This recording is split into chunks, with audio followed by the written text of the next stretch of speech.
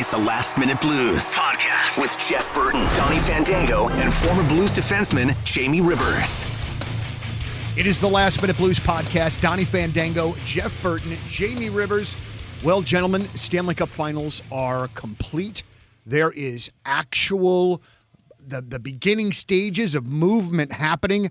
I'm so excited about this hockey offseason, and I just said it on the air, and this is probably not a great thing, but I am way more excited about the Blues offseason moves than I am about the second half of the Cardinals baseball. Oh, no. Oh, there it is. Oh, no. Dude, I am. And that's a big baseball fan saying that. I just cannot wait to see what happens, not only with the Blues, but around the league, because it really seems like, man, there is going to be a lot of turnover with some big-name players this offseason. And I don't know if it's just because I'm following it more on Twitter this year than I did last offseason or maybe 2 off seasons ago or whatever. But, man, everybody's already playing GM and making trades, and Jack Eichel's going here. No, I don't want him here. You take his money there. All that. It's going to be very, very exciting. It's going to be a bit of an ish show, too. It's absolutely going to be an ish show because teams are dealing with having to protect players for the expansion draft. They have unrestricted free agents. They have restricted free agents. And, oh, yeah, by the way,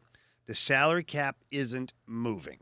So how do you tap dance around that to where players that have deserved or earned a pay raise or guys that you are really interested and you want to go get them?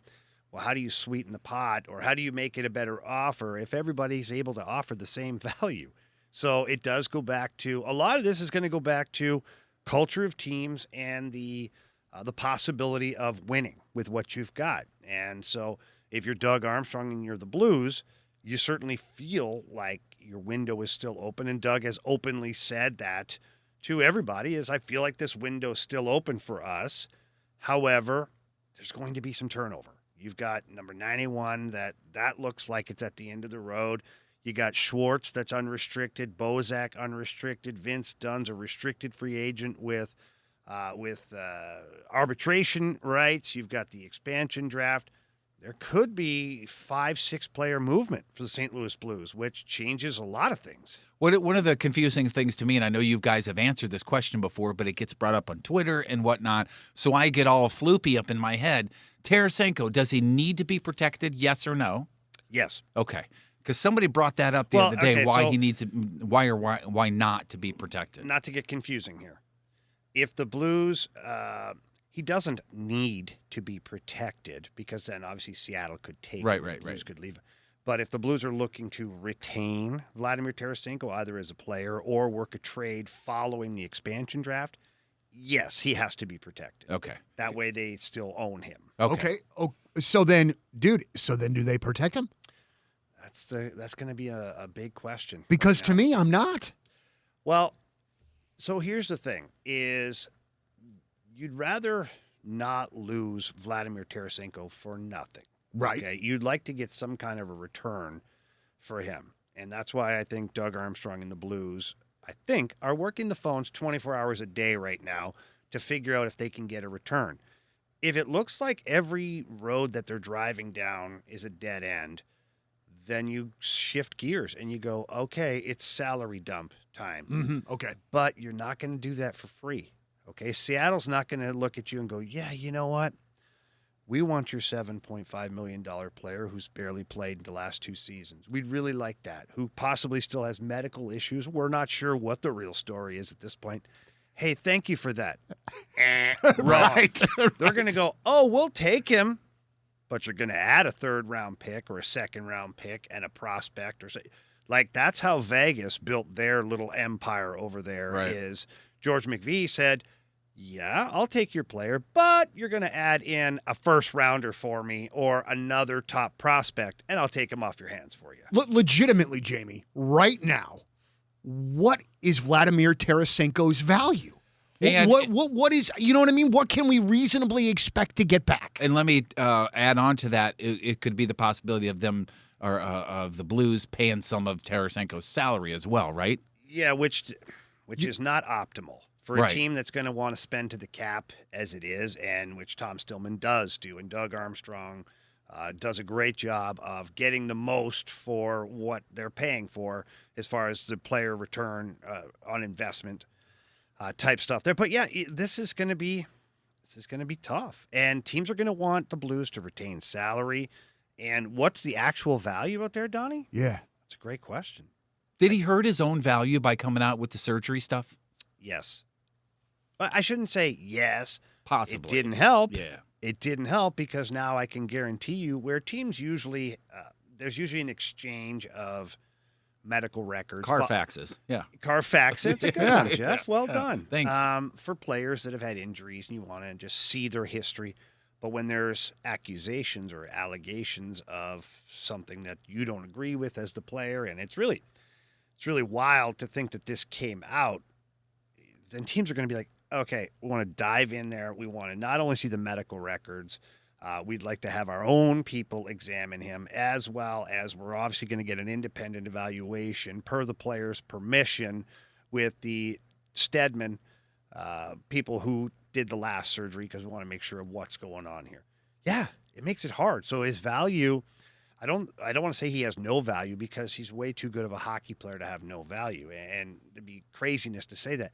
But there's risk involved in this one. If Vladimir Tarasenko was 100% healthy and there's none of this baggage come along with it, yeah, your return could be pretty substantial for Vladdy. But as it sits, this is a tough spot for Doug Armstrong. He's going to have a really hard time getting back something where people go, oh, that was a great return for Vladimir Tarasenko, because we look at the back of the hockey card and we see how many goals he's scored and how many points he's had, and that may not equate to what you get back in this deal.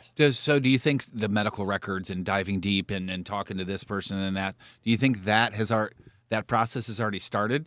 Because you're up against a couple of deadlines literally here, and that sort of thing seems as though it might take some time.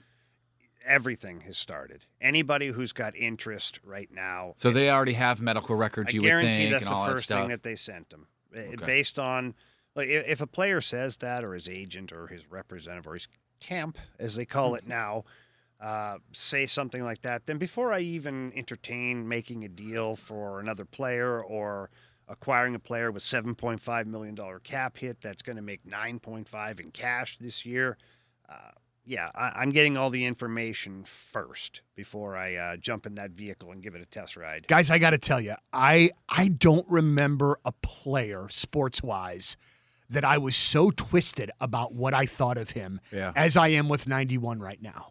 Because, and Jamie, you and I talked about this a little bit the day after it came out that he had officially asked for a trade and things like that. And you made a great point that it's kind of two separate issues that I'm battling with in my head. All right. One, if you're But Donnie's already got 7 issues up there. right. Just adding to it. Two more. Donnie is dealing with coming out of his ears. But all right. So the player, if he legitimately has a gripe about the surgery being done incorrectly, oh brother, I get you. I understand. I get it. But at the same time, on the flip side of that, dude, I have never in my time as a Blues fan witnessed a moment where I thought that dude needs to be our captain. Never one time did I say that. Even as great of a player as I think he was and is and could still be, I just don't know what I think about this dude at this point. Who's was it, Rutherford or somebody on your guys' show that said if he's upset about not being the captain, he had many, many years before Ryan O'Reilly was named captain to earn that. You know what I mean? Yeah. He had time to earn that, and somebody somewhere thought he's not captain material. And also, too, doesn't mean you're less of a man. That by that whole like that means that because I've been here the longest that I should be the program director for Christ's sake. Right. Dude, that's stupid. Like that makes no sense to me. I just don't know what to think about this guy at this point in his career, man. Yeah, that's the point I made on our show last week about this whole thing was that just because you work somewhere for X amount of years doesn't necessarily mean you get to be the boss, right? No. I mean, it's whoever's right for the job. You may be a great worker, but you may not be, CEO material or boss material. Maybe it's just not in your bag of tricks. Doesn't mean you're not valuable to the company. And so Vladimir Tarasenko, with the way he is, I guess, expressing it, or at least the way it seems to be the way he's expressing it, is I did my time here. I deserve to get the seat. Well, a couple things with that. if you're truly a captain, you don't ever say that. Nope. That's a good point. It's the bottom line, right? Yeah. And if somebody else gets the C and I'm truly a leader, I'm truly a captain, it doesn't stop me for 1 second about what I'm actually doing because that's who I really am. And if that's who I really am, then that's the kind of character I want for my captain, then it doesn't really matter, right? So there's your answer. I remember when Pietrangelo was named captain, and a lot of people were saying, "Oh, is he not captain material? He's not yelly and screamy and in your face and stuff in the locker room." But I remember you saying there's plenty of other people that are in that locker room that don't have that C that are captain material. You Well, just look at the guys you we just have. do it. You don't have the C.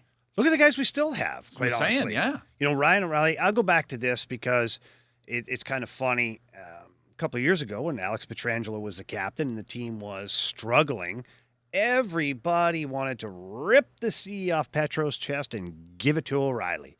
And then this year, you had a bunch of people saying, O'Reilly can't handle being the captain, and then Vladdy wants to be the captain and all this stuff. You have a bunch of captains on your team.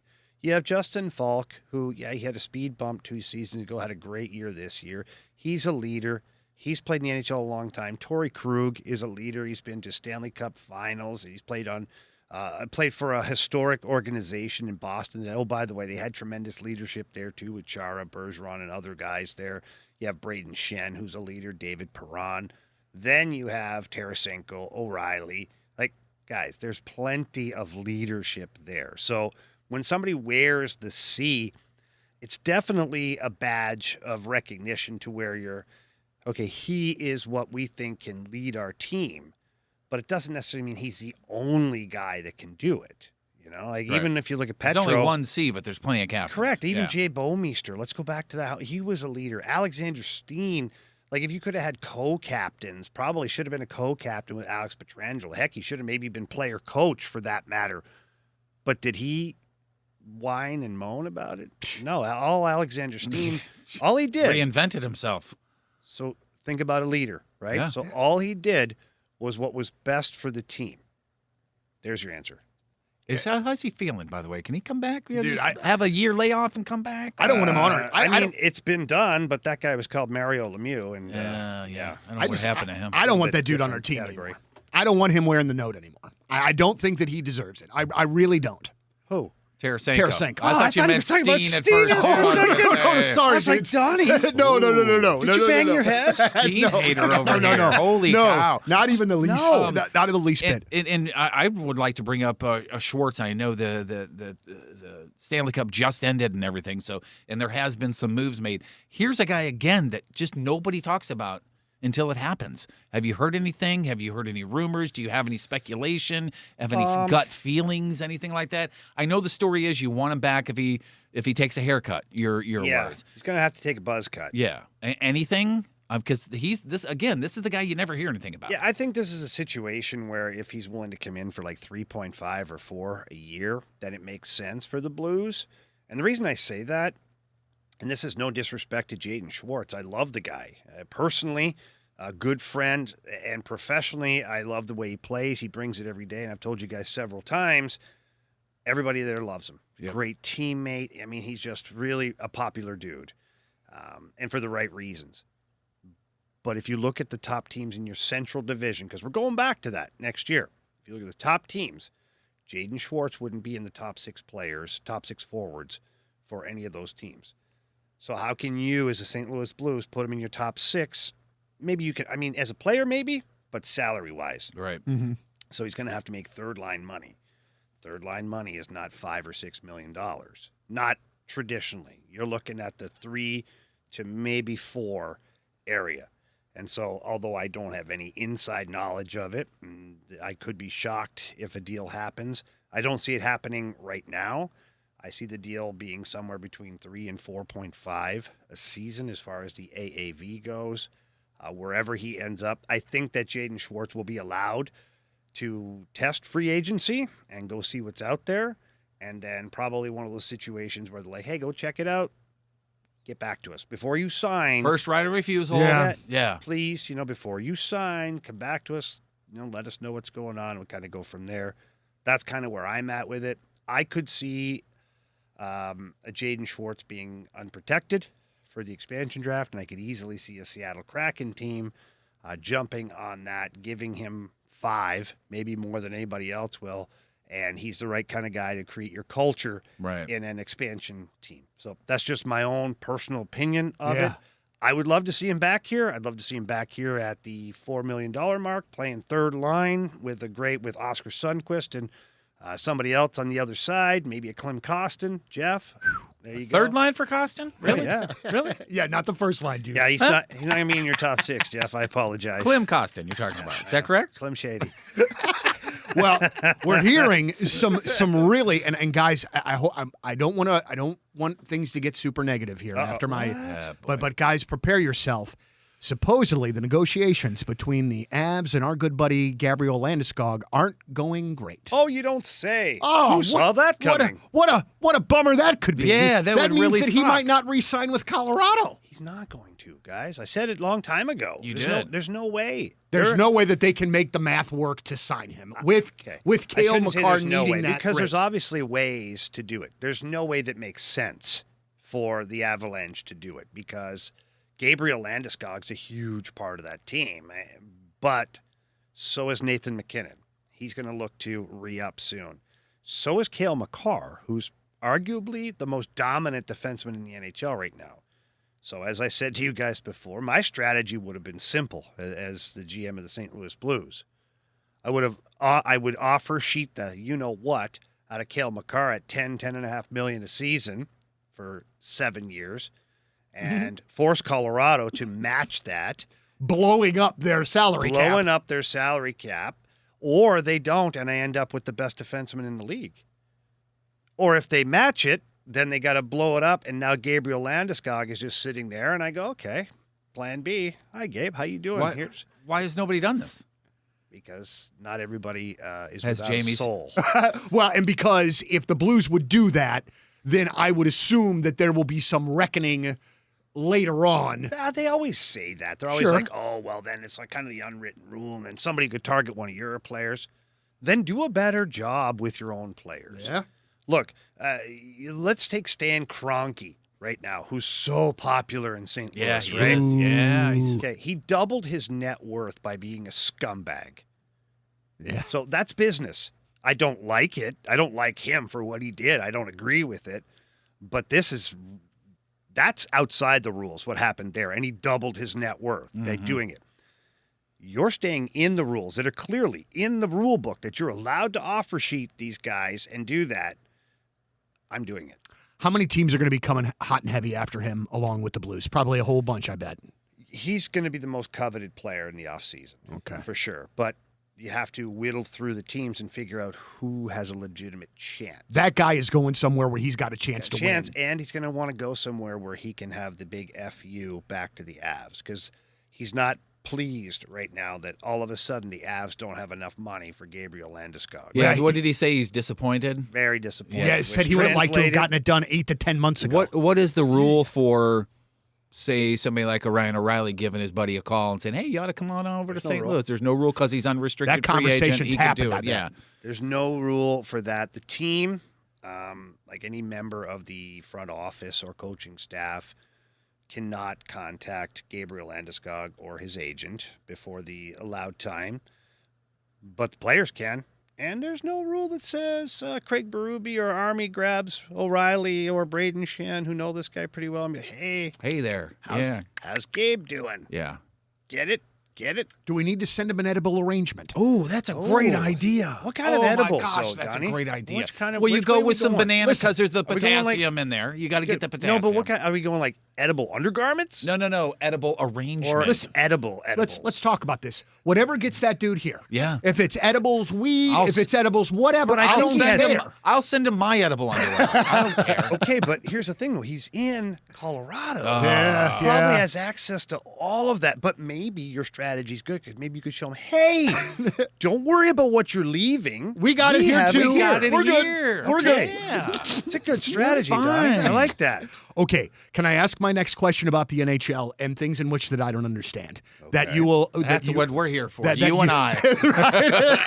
ask Daddy Rivers things we don't know. Whoa. So I Don't you under just call me daddy. And in premise, I understand why that Minnesota would move on from Suter and Zach Parise. But in reading more about it over the course of the last day, I think over the course of the last 2 years, they're going to be tied. I mean, like, there is a lot of money that will be tied up in dead salary cap space for those two players in Minnesota that will keep them from doing other things with that roster. I'm confused about this move. Tell me how and why that it makes sense. And follow up, does Suter make sense at all for the Blues? Okay, the salary cap question, I know parts of that. Okay. Some of that is that's why you have a capologist. Literally, teams have hired guys who are so smart that they can whittle through that. I'm not that guy. Okay. I know it's surprising. I appreciate your honesty because you could have told us anything. I'd be like, oh, really? Yeah. So no, thanks. No, I'm not going to do that. But no, Bill Guerin has got balls the size of Liberty Bells right now doing this because those were guys that were on 10-year deals, franchise guys. They weren't his contract. He inherited it, but he's like, I'm done with this project. There are some benefits to it. In short term, it's going to suck the next couple of years because he's on the hook for a couple things. Could be tough to whittle. But long term, this is going to work out for the Minnesota Wild much better. I don't know the exact numbers, percentage, all that. I'll leave that to the experts. I'll leave that to Cap Friendly on the internet. They can tell you all you need to know about that. But it is a huge move, and Bill Guerin needs some space right now because he's got some young players he wants to re-sign. He wants to get into the mix, too, on some of the unrestricted free agents. The Minnesota Wild had themselves a heck of a season last year. They did. They gave Vegas everything they could handle. They had a great season. They were a surprise, for sure. We did not have them in there. I think that's a team that's one or two players away from next level. And that's why this happened. Yeah. And that's why this happened, is Zach Parise, good player, but it was of no use to the Wild anymore, and he was high priced. And so, you're like, okay, I need to go in a different direction here. Suter, more surprising because he was still an effective player, probably playing way more than he should have played, and that exposed him in certain areas. Would he be helpful to the Blues? Yeah, but where does he fit? Okay. I went over this in my head, even driving here today. Is your left side, you've got Krug, Scandella, Mikkola, Perunovic, and Dunn. That's what you currently have. So, not that he's not better than Mikkola, but he's way older. Mm-hmm. And not that he's not better than Vince Dunn, but Dunn's under contract with you currently. He's up. He's a restricted free agent. Who knows where he ends up? I think that his days in St. Louis are probably numbered ultimately, but you still have him right now on your roster. You've got Scandella at $3 million a year right now, which is probably the area you'd like to have a Suter in. So where does he fit in? He's not going to take Krug's spot, so it's tough. I think that Marco Scandella will be exposed for the expansion draft. And maybe Seattle says, out of all this stuff that the Blues have available, I like this guy. He's $3 million. He's maybe a second pair or third pair D, reliable guy. Good dude. Maybe this is a guy I take. Now, all of a sudden, you have a spot. And, yes, I would entertain talking to a Ryan Suter at that point. Up until then, I think I would be apprehensive just because I just don't know where he would fit in right away. So I read this article last night on The Athletic. And Zach Parise said that he expected something was coming, so he was not surprised. Yeah. From what I understand in that article, Suter hung up on Guerin and has still not spoke to him since, and it took him completely off guard. He had no idea that it was coming. From the player perspective, Jamie, can you at all talk about that jolt when you don't know that that's coming, whether that be a trade, whether that be this sort of thing? Because this is when I think we lose the person behind the player. That's a big, big thing for that family. And he's got young kids and stuff too. And I know it's part of the business. I get it. We all get it. But can you kind of speak to that a little bit? It's a tough situation. And I always think of both sides of this. And I've been in this situation, having been a coach and even general manager at the pro level, not NHL, but pro, where there are families involved and girlfriends and wives and things like that. It's tough. Bill Guerin making these phone calls, it's not an easy call. Billy G's an awesome dude. Played with him in Boston, played with him here in St. Louis, one of the best guys ever. This was not easy for him, but they made a decision to do it. And yeah, Ryan Suter probably really ticked off. Probably didn't see it coming because he was a big part of that defense core, but he's kind of in the way now. That's what I was going to say. He didn't see this coming, really? No, I probably been wouldn't around have seen it forever. coming Oh, really? either. No, he played enough, Jeff, to where you're like, okay, if they exercise a buyout, it's going to be on Parise. And I think Suter, I don't know if he's quoted, but alluded to the fact that, kind of thought the Parise thing was coming, but then when the phone rang and it was Bill Guerin and he told him, was totally blindsided by it. Never thought both of them would get bought out at the same time. And yeah, to my knowledge, I don't know if he hung up, but it was very abrupt, the conversation. Okay. Maybe a couple of expletives, and then, yes, certainly a hang up to where I don't think Bill Guerin and Ryan Suter are going for a beer anytime soon together. But that's business. Right. It is. And as the player, it sucks. You're blindsided. You're sitting there. Your stomach drops because you're like, whoa, what now?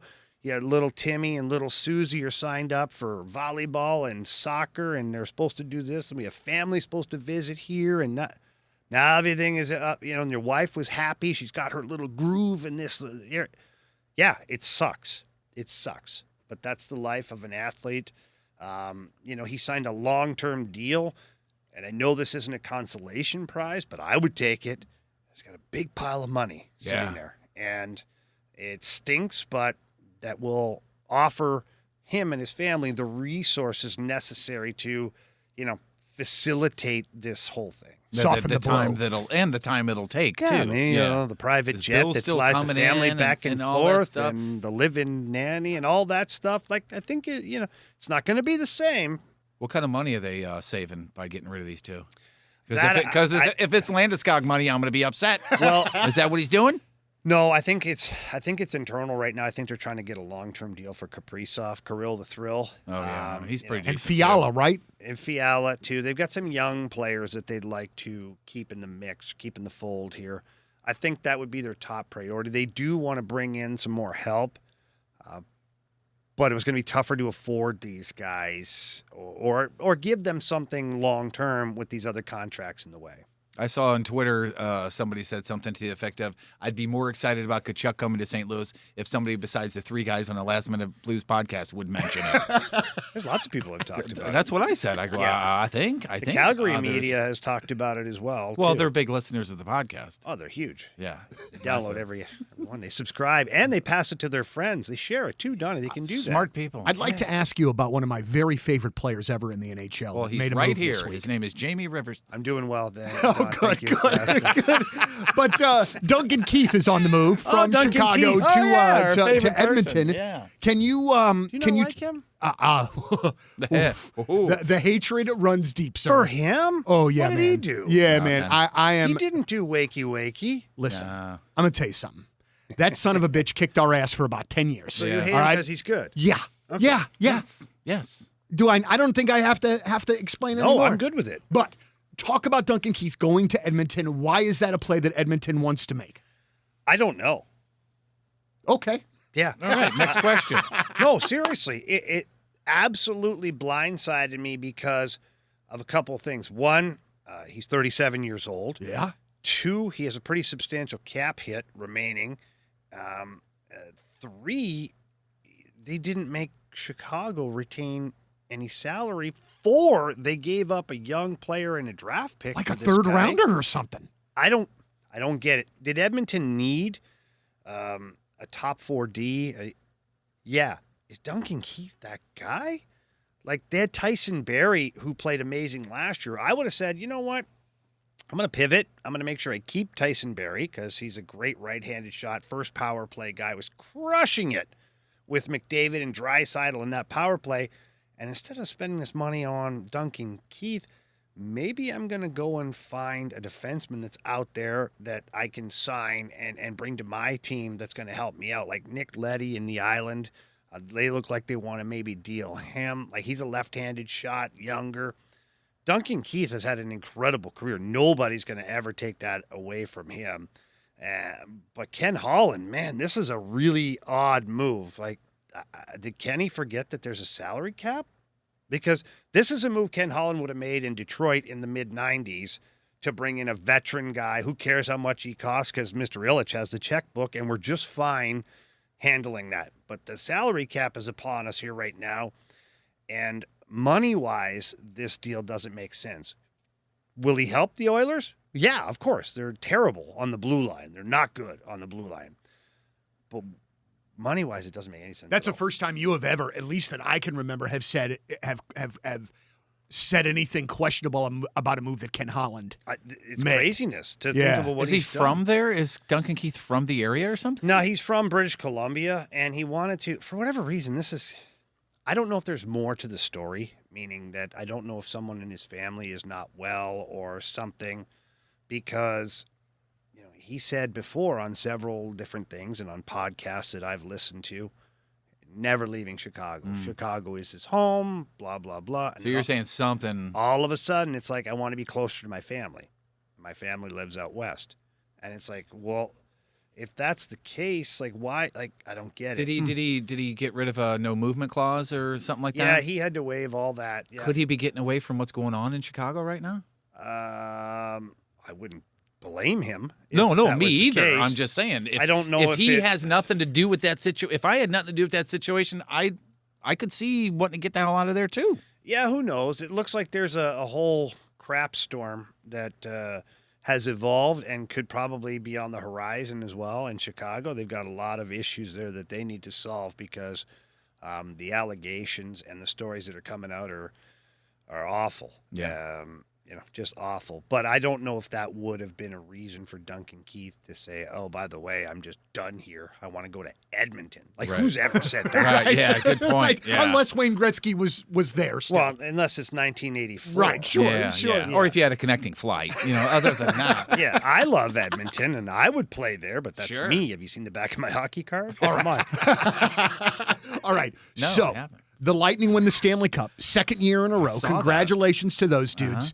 They do it $600 million over the salary cap. Yep. That's right around there. I know. I'm just Donnie, teasing. Don't I'm be teasing. one of those people. No, I wasn't even Just trying to over be. 400 million. Right. But who will the Lightning have to roll this offseason to make the cap work Well, next half the season? team, pretty much. Or they have to get a lot of injuries. Yeah. Injuries. Yeah. Which, by the way, okay, let's dive into this for a minute. That's all I'm going to give it is Kucherov had a legit injury. He had hip surgery. Sure. Stamkos was legitimately injured. Did they hold him back maybe 5-6 days before the end of the season? Yeah, probably. Who wouldn't? Yeah, right. If But what we St. Louis talked would do it, about- they'd be like, yeah, go you. Dude, if the Blues did it, I wouldn't give a rat's ass. We Who talked cares? about doing that with Vladdy last year. Yeah, Why right, bring him yeah. back? Just hold off, bring in another player, and then when we get to the salary cap in the playoffs, oh, that's right, there is none. Yeah. If you can do it, you do it. Right. But if you look at the core of their lineup, they drafted and signed and developed almost all of their stars. Look at it. Stamkos was a draft pick eons ago. And, yeah, he's making good money now, but he's been there forever. They've held on to him. Braden Point was a draft pick. There was like 4 rounds before he was picked. Anybody could have picked him. There was Johnson, was a free agent coming out of college hockey. Anybody could have signed him. Andre Palat, he wasn't a first-rounder, which means other guys could have got him. Killorn was like a 4th-rounder. All of these guys, Yanni Gord, another guy, all the players that you look at, Victor Hedman was a draft pick. Vasilevsky was a draft pick. So it's not like they just went out and acquired all this high-priced talent and played, oh, we're going to cheat the system. Did they get an advantage by having guys injured at times and this and that and the other? Yeah, maybe. But they still had to run the gauntlet, which is the Stanley Cup playoffs, which is not easy. And they had a lot of injuries along the way. They had some guys. Look at that team in the finals. Blocking shots with their faces. Right. Like, they didn't just get there and tic-tac-toe it and make it a joke. Yeah. They earned it. No, absolutely. And I say that in jest. They did it. Those were the rules. They followed the rules. They won. They deserve to win. Here's a quick question. So one thing I've learned over the course of the last few years in all sports, at least to me, is the absolute critical nature of player development. Hello, St. Louis Cardinals. Yeah. So That's 2. that is It's 2. 2 on the Cardinals. So how often, man, are the guys that are in the organization judging the players, kind of assessing the player development side, how often are those guys moving around? And are those guys ever hot free agents too?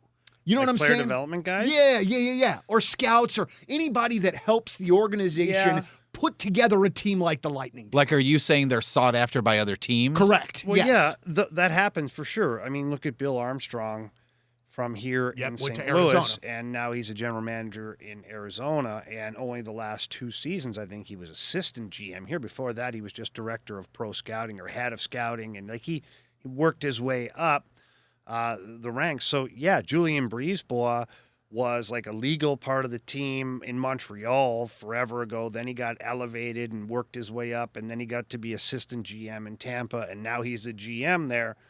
So yeah, there's something to be said for there's development and there's talent on the front office side as well. And yeah, you lose guys, you have to retain guys, and that's the part that we don't always see is we look at the salary cap. We go, whoa boy, that's the money spent.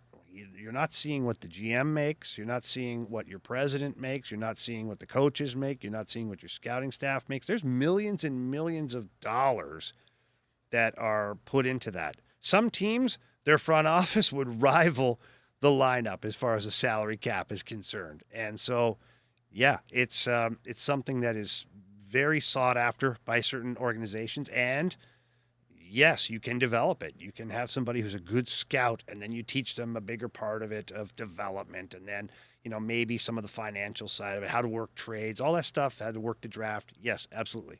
I want to go back to a bit of the player movement or a possibility of, and go back to Colorado again, but go to somebody else who has also waived their no movement clause, probably to be getting picked up by the Kraken, but Eric Johnson, our old buddy. Would you welcome him to a team? Because I know he's had several injuries, but back in the day, man, he was a stud. Boy, and he ate ice time like crazy. Yes, Yeah. that's the other thing. Yeah, he also ate golf carts, too. Good point. Wow, good point. Yeah. Man, that's a throwback story. That was Holy so cow. horrible, man. Like, you talk about a story that just makes you feel like a Blues fan. That's it, man. That's right. But a good dude, willing to party with the boys. Yeah, clearly.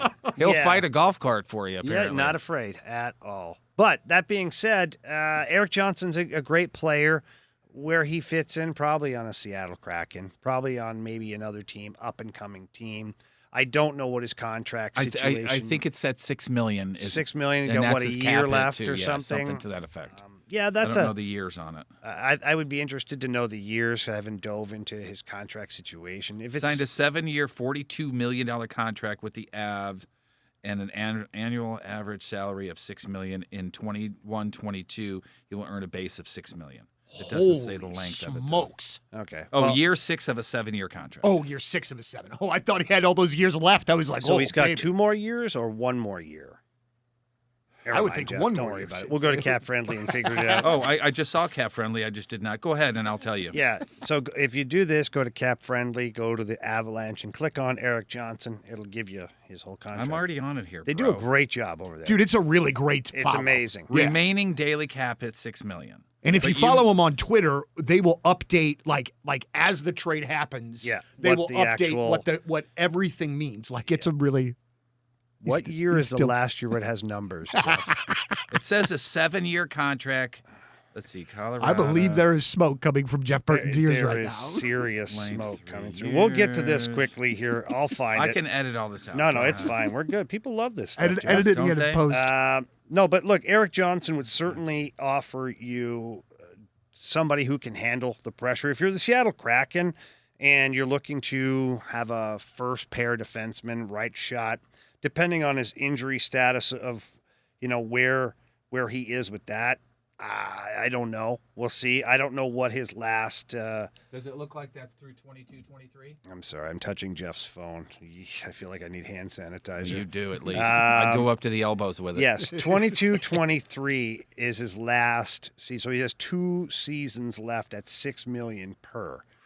So that's a heavy price tag That's for a Kraken. somebody. That's some Kraken right there. Well, I think. yeah, but it's the Kraken if you're sweetening the pot. They're not taking on a guy who's been predominantly injured through his career. Not predominant, I shouldn't say who's had some injuries, but they've been big injuries throughout his career. You're not taking that on without a little inspiration. Right. But also, he could be a great player for a lower level team. Like if the Ottawa Senators wanted to pick up a guy, if the Detroit Red Wings wanted to pick up a guy, the Buffalo Sabres. But that being said, even though you waived a no movement, doesn't mean he'll agree to whatever you present. Right. You gotta remember that too. Yeah. So you brought up the Ottawa Senators. Sure, I did. And your we're talking boy. about my favorite people on this podcast today. Pierre Maguire Yeah, what a great dude. gets a Super nice dude. I wish the Blues could have picked him Super up. knowledgeable. I love what he does on TV. Yeah, me too. God. Me too. you can't even say it with a straight face. But okay, I can, but I know all how much it things bothers you. all You're a great things actor, aside, though. all Even a things little. aside, the things that I think about him are not important. Obviously, he got the role of like senior player development, something or the other for Ottawa. Yes. What do you think about that? Does he deserve I something actually like like that? the move. Okay. To be honest, look, Pierre Maguire. We make fun of him and people poke at him. He's been in the hockey world forever. Mm-hmm. Okay, if you dive into his Wikipedia, the first I knew of Pierre Maguire, he was an assistant coach at St. Lawrence University, Division I NCAA hockey. Reason I know that is my brother played on that team. So I've known Pierre Maguire since I was 13 years old. And he was a great coach, good with the players, moved on to the NHL, was a good assistant coach, ended up being a head coach of the Hartford Whalers. That was a little bumpy for him. Then he went on to coach in Pittsburgh, won a couple of Stanley Cups with Pittsburgh as an assistant coach. Then he's been on the management side, the scouting side before. And really, if you're looking for somebody who knows about development or has seen the league or the landscape, what better guy than someone who sees every team on a regular basis, who's in every locker room, who talks to every GM, every coach, and the conversations that Pierre Maguire has had is very in passing, right? Hey, how's this player doing? I'd really like to talk about your draft this year. Who are you projecting and why is that? Who's handling him down there? You know, so Pierre Maguire has got a ton of knowledge on so many different things just from being around. And you couple that with his experience as a hockey guy, I don't see this being a bad move for the Senators, depending on what they're paying him, right? But it's not like he counts against the cap. Sure. Yeah. So you bring him in and you get a fresh set of ideas, a new set of eyeballs on a team that is trending in the right direction. They really are, despite the fact that their owner's an absolute moron. They're overcoming that. They're overcoming it, Yeah. which tells you how good that Pierre Dorion is doing as a GM and that DJ Smith is doing as a coach and the players, and now Pierre Maguire's involved. So despite the fact that there's one huge obstacle that's your ownership, the team is progressing in the right direction. Dude, that really says a lot about the people if you're doing that in spite of all of the negativity that is surrounding. Nobody's more worked than Pierre Dorion because Eugene Melnick cut his scouting staff down to nothing. He whittled away everything because he didn't want to pay for it. And so Did he Pierre give any of that Dorion is back? like his own head scout, his own player development guy. So he hasn't put those positions back in the organization. He's not allowed. Oh, Jesus. Yeah, because I get what you're saying. Yeah, I'm sorry. They're not adding salary. God. We just talked about it. How Yeah. Wow. sometimes your front office rivals your on ice. Well, it wasn't like that in Ottawa, but he wanted to eliminate cost and couldn't get rid of all the players, so we get rid of all the staff, and we're going to do double time. Tom Dundon down in Carolina has done a very similar thing to where he's been proactive. He's like this cutting edge kind of new owner thing. But he's got his scouts that are no longer going to buildings to watch games to cover the expenses so they can sit at home and watch video screens and scout players. It's an interesting concept. Wow. The Hurricanes seem to be doing okay. I think that's because Rod Brendamore has done such a fantastic job with that team.